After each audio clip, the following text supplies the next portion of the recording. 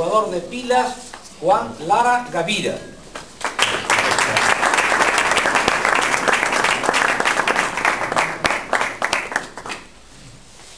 Sub-10 femenino, jugadora de Tocina Los Rosales, Sara Alés Bolaño.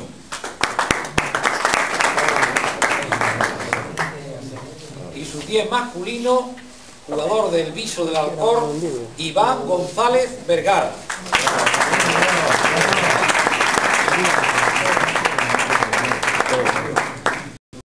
Campeón de Sevilla de ajedrez relámpago, jugador de Dos Hermanas, Alberto Rodríguez Morales.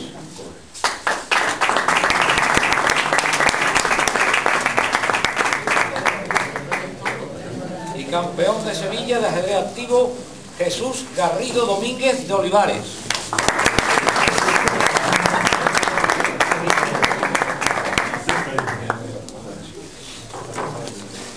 El campeón de la Supercopa de Sevilla fue el club Alequín de Espartinas.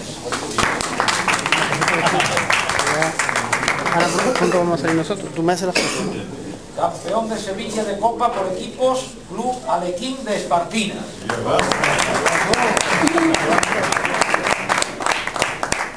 Campeón de Liga de tercera categoría, el Alequín 10 de Espartinas.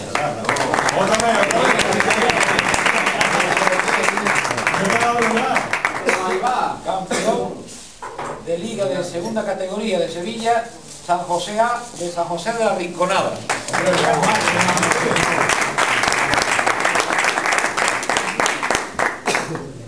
Campeón de primera categoría, el Club de Ajedrez Sevilla Este A de Sevilla.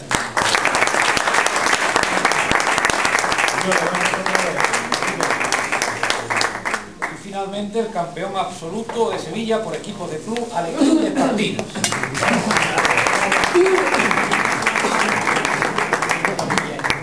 Y ahora voy a leer, le voy a dar yo al presidente de la Sevillana.